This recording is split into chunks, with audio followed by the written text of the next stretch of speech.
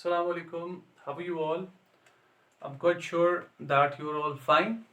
From today onwards, I'm actually starting your accountancy. So, this lecture would be for the students of class 11th, and I just want to recapitulate one thing. If you remember where we left it, it was actually the rules of debit and credit.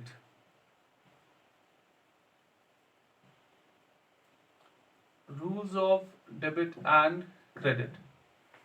So I would just make you sure a very well defined recapitulation of the last class of ours. Now, what we are trying to do is today we will try to understand first of all about accounts. Account. Okay. So, in order to understand these different accounts which are actually being made in the subject of accountancy, you must first understand its classification as far as the traditional approach is concerned,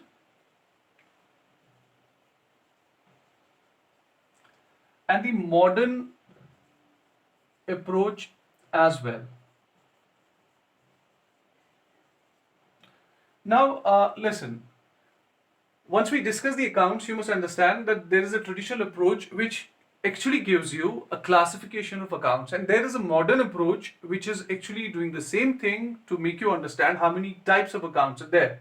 As far as the traditional approach is there is actually a category of two types of accounts. One is personal account,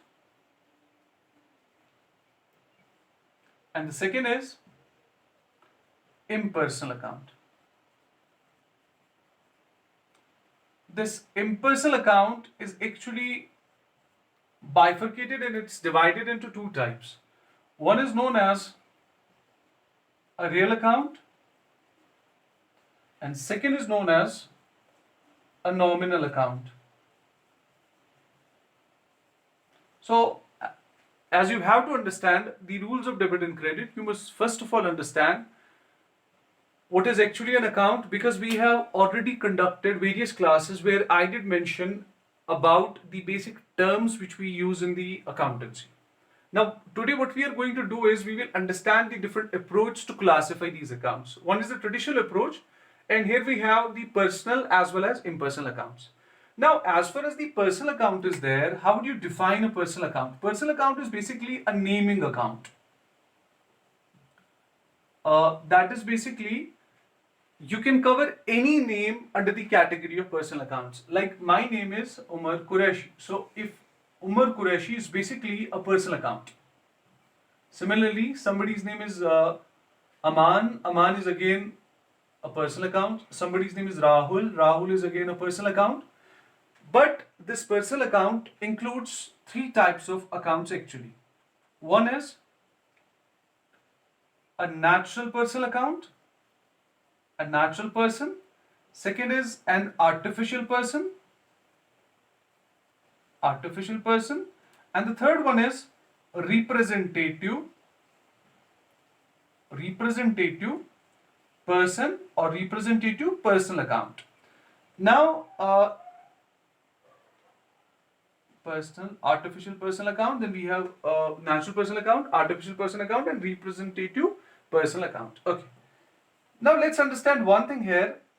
What is actually the natural personal account? As far as the natural personal account is there, natural person basically means a human being. Like I am a human being, you are a human being. So all our names will be personal accounts, but they will be put under the category of natural person. Now what is an artificial personal account? Artificial personal account basically means a person which is actually being created by law. Like we have companies. So it's basically a company which comes into existence with the permission of law. So that is actually artificial person. Like we have banks. Banks can do contracts. We have different companies. Reliance, we have Tata, we have Birla. These are all the companies which would be put under the category of artificial persons. Now, what is basically about the representative personal account? This representative personal account is a very important account, you must understand, because it covers the both natural and artificial persons. How? Look, if there is a person, a natural person, and he has to get some salary. But this salary is actually prepaid, prepaid salary, or we would say outstanding salary,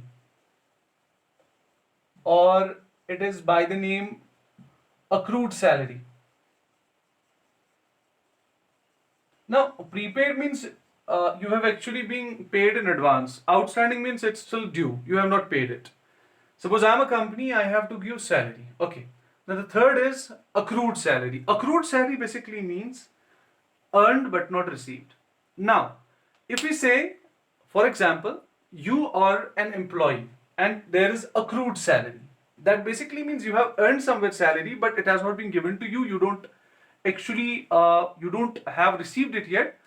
But the thing is, you will be receiving. So basically, this accrued salary actually means it belongs to a natural person. If your name is Aman and Aman, until now he has not received this amount. So basically, it's a category that this amount belongs to Aman and this salary will go to him. So that's why this is the reason we call it because it represents something that belongs to either to the natural person or to the artificial person. And usually there is a category to identify this account as. You can find the words like prepaid, outstanding, accrued. These will be the words which will be mentioned before the term. So it will be very easy to understand that this representative personal account is actually representing the natural personal account and the artificial personal account. Now let's come to the real account. This real account is basically a property account. It contains the property. So, for example, land is a property, machine is a property, building is a property, etc. So these all things would be covered under the definition of real account. So, for example, if there is gold, do you think it's property? Yes, it is. So we can call it as a real account. Do you think land is a property? Yes, it is. So it will be a real account. So real account actually belongs to the category of property accounts. Now, what about the third one, the nominal account? This account actually contains the four terms. First, expense, losses, profit, and gain.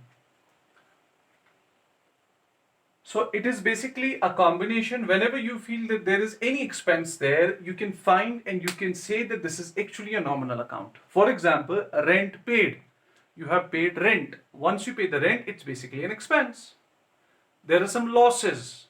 Loss due to fire. So that's again a nominal account. The profit, you have earned profit. Similarly, the gain. And I have told you already what is the difference between the profit and gain. So this is quite obvious now. As per the traditional approach, we actually have three types of accounts. First, the personal, then the real, and then the nominal account.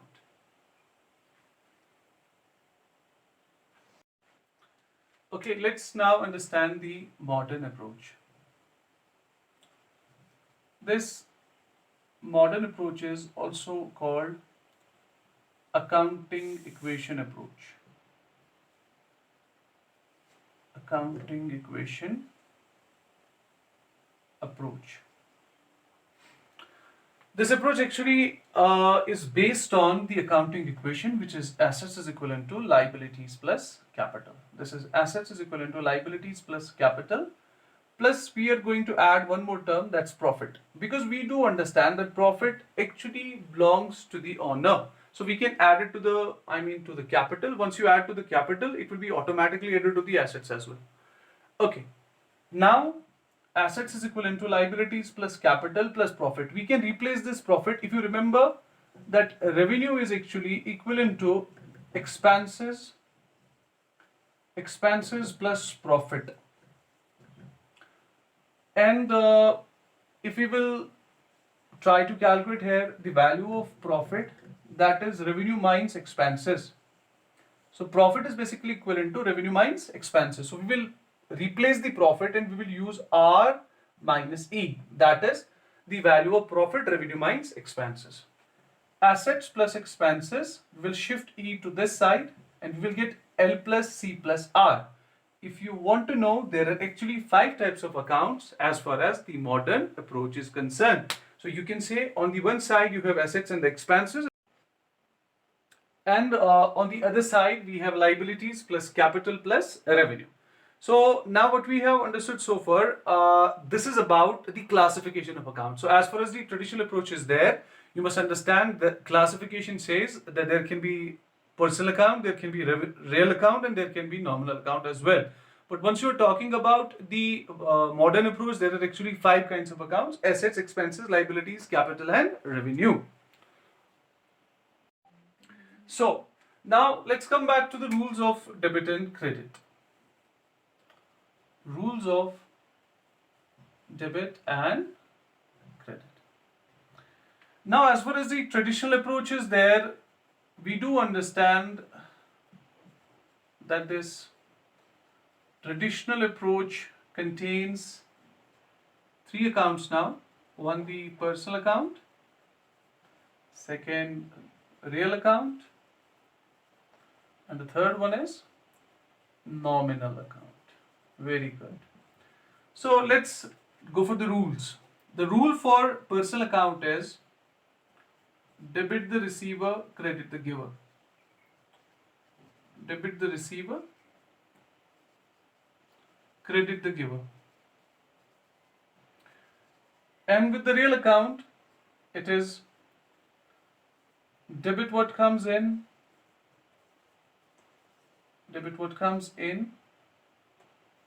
credit what goes out. Credit what goes out. And the nominal account says debit all expenses and losses, credit all profits and gains. So this is actually the description of the rules which is being covered under the traditional approach. Now what about the modern approach? Let us look at the rules which are to be followed once you are applying the modern approach. Now we must understand we have to put assets and expenses on one side and liabilities plus capital plus revenue on the other side.